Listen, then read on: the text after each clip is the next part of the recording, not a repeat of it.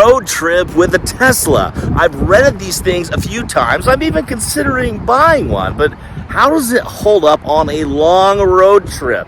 What are the pros and cons? I'm going to tell you in this video.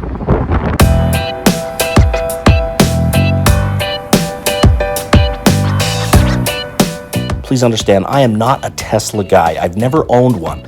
In fact, I'm kind of a loyal BMW owner. I've had 3 BMWs in the past 10 years, and I've had mostly good and some bad experiences with them. So I am, in a way, comparing this Tesla to the BMWs that I've owned over the years.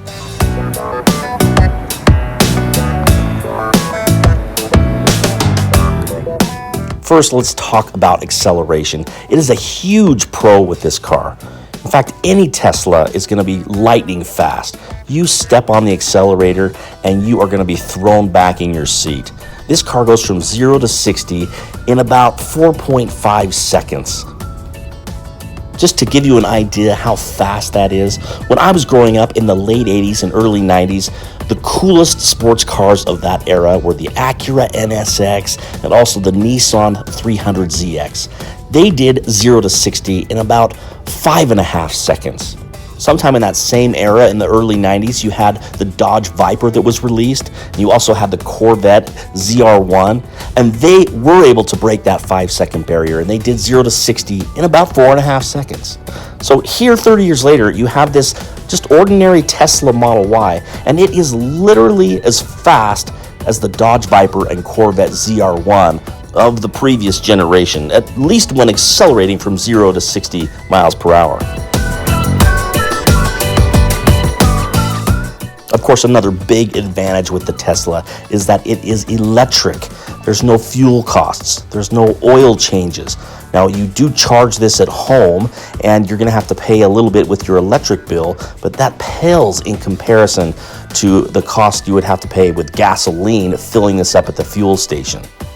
There is one caveat, and that is when you take your Tesla, or any electric car for that matter, on a road trip, you do have to charge it at a supercharger station so you can recharge in a short amount of time. And those fees are considerably higher than if you were to charge at home. Now, the fees you pay will vary depending upon time of day and some other factors, but generally, at least according to my calculations, I found that they worked out to be about the equivalent to if you were to pay $1 for a gallon of gasoline. Range is a big con for any electric car. It's a big drawback. Even on this Tesla Model Y, the stated range is just over 300 miles, but you're not going to get anywhere near that, maybe 200 miles at best. Why? Well, it's 300 miles in ideal situations where you're driving on a flat road without any passengers or luggage, and you're not going any more than about 60 miles per hour. The reality of most road trips is you are going up and down hills, you do have passengers and luggage, and you're going at highway speeds upwards of 80 miles per hour. So plan on stopping because you're not going to get the stated range. And that's just true with any electric car. It's really the big drawback of electric right now. Now, if you're like me, I don't mind taking a break every 3 or 4 hours. It's nice to stretch your legs, you get out, you walk around, but keep in mind that you're going to need to spend about an hour for each charge so it can get past 80%.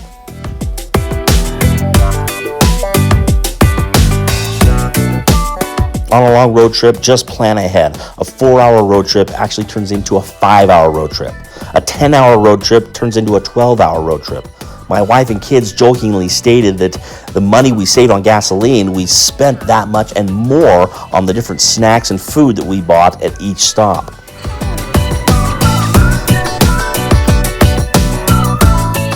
The navigation system on the Tesla is superb. I think it's the best navigation system on the market. Mercedes might be close, but overall, easy navigation to see, to view, to enter in locations and destinations without much thought. Sometimes the navigation system, I like to use my phone and just kind of put it up where I can see it, but not with Tesla. It's really the best in the industry. It's not just the navigation system. The entire touchscreen control panel is among the best I've seen. It's excellent. It takes a little getting used to the first time you jump into a Tesla, but you have the ability to control everything in this car right from this touch panel. The audio system you control here, and the audio system sounds great. You also have some steering wheel controls. And also the climate controls you control through here with a unique touchscreen system. The backup camera is on here as well. The best backup camera you're going to find on any car. So the technology that you control through this control panel is among the best I've seen. It's excellent and a definite reason, a definite big pro to getting a Tesla. I also love the interior design. There's a lot of space. The console is well thought out. I love that the air conditioner controls are minimalized and you have to control them through a little different setting. Overall, really well designed. I love the look and feel of the interior of the Tesla. That said, the seats are not as comfortable as the BMWs that I've owned. They are all right, but I don't love the headrest. The headrest is not adjustable, and the seats in a BMW are superb. Same with Mercedes. I think the Tesla's a little bit behind on that aspect.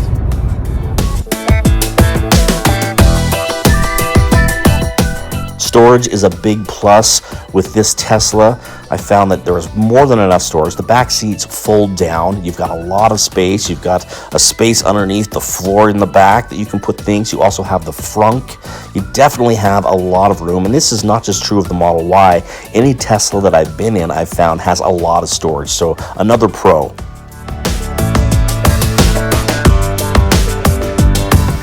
Here's another little thing, but it's a pro as far as I'm concerned. The Tesla can detect a red light from a green light. So when you're at a red light and it turns to green, the Tesla will make a subtle little ding noise to capture your attention. Right there. This car seemed to handle exceptionally well. I think that's common with most electric cars. You have the battery pack down near the floor, and so it's going to have a sportier feel with a lower center of gravity. I didn't exactly push the envelope with my wife and daughters in the car, but you could tell that this car handles well. I will say, I thought the road noise would be significantly less in a Tesla, just because there's really not any engine noise. You've got an electric motor. You don't have a big gas engine. That said, having driven this over the last few days, I think that's probably true at the lower speeds. But on freeway speeds, there is a lot of road noise in this. In fact, I'm going to measure it. I'm going to pull out a little decibel meter. I thought the fact that the Tesla didn't have an internal combustion engine would mean that it is extraordinarily quiet, almost silent as you're driving. And that is not the case. If you're driving at maybe 10 miles an hour, just pulling out of your driveway, it's very quiet. But once you start heading down the road, this thing has a lot of road noise. I tested this car compared to my BMW, tested them both with a decibel meter, and found that at 30 miles per hour, roughly comparable with my BMW. And at 70 to 80 miles per hour at freeway speeds, my BMW was a little bit quieter. That was a huge surprise to me. The Tesla could definitely improve by being a better insulated car from road noise.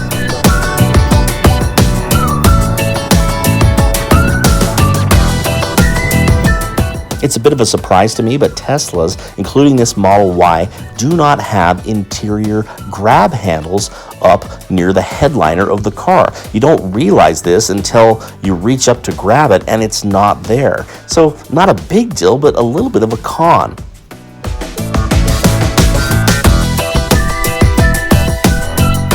Now, this is another opinion, but after driving this car for a few days, I have not fallen in love with the door handles. Some people may love them, but I think on a car like this, I'd be happier with just a traditional style door handle rather than some fancy version that Tesla's put together here. The Autopilot, is not really Autopilot. You still have to have your hand on the wheel, but as far as like a smart cruise control that will measure and guide you in the lane, and also keep you from running into the car in front of you. It's among the very best that I've ever driven. So high marks on the technology. Now, one con, at least in my opinion, is the fit and finish is not quite up to par with some of the German automakers like BMW and Mercedes. The paint quality, I think you find also some body gaps. Now, it's pretty subtle, and I think the quality is close, but generally, in my opinion, the fit and finish on the higher end German cars are a step above what you find in a Tesla. Now, this next opinion might be controversial to some, but when it comes to styling, I think that's a bit of a con for Tesla. These cars look okay. I think this Model Y is a fine-looking car, but it doesn't inspire me. Even the Model S, which is their high-end sedan, looks good, but doesn't blow me away. I think Audis and BMWs in particular just have a more stately, more stylish look. And for me, that's important, and that's kind of what's held me back a little bit. I just don't love the look of the Teslas. They're not bad, but they don't inspire me either.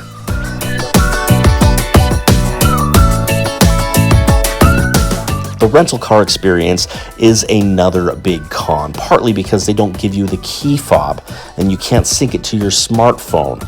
And so you are stuck with the old hotel style key card, and that is what you have to lug around and use it to both lock and unlock the Tesla and to start the ignition, which is the clunkiest way possible. If you own a Tesla, you can sync it to your smart device and you can remotely start and unlock your car. You don't have that ability when you rent it through a rental car agency, and so that's definitely a con. In the end, I think the pros outweigh the cons here. The things I love about the Tesla are more important to me than a few of the quirky things like the door handle and the headrest. So I think Tesla is definitely a car I'd consider buying in the future. All right, road trip is over. I'm charging the Tesla one last time before I turn it in. I took the daughters, the wife down. We saw Taylor Swift down in Phoenix.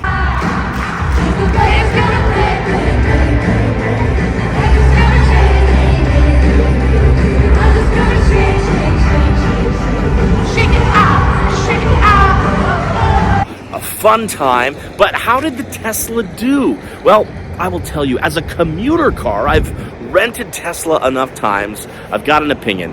A+ as a commuter car. If you're driving it around town, fantastic. I love the acceleration. I love the technology. As a road trip car, it's a mixed bag. It's still a lot of fun to drive. You have a lot of space in there. The front's nice. We fit all of our stuff in there, no problem. But man, that battery charging can get frustrating on a road trip. We figured it added about 2 hours to our 10-hour drive. It lengthened the day an extra couple of hours, and you had to plan ahead. There was one instance where we wanted to take the scenic route, and that wasn't even a possibility because there was no supercharging station along the way. So you've got to consider that. You take the Tesla, you just got to plan ahead. Overall, A+ as a commuter car, but maybe more like a C as a road trip car. It was a good test for me to do, and good to know beforehand. Take the Tesla, plan ahead.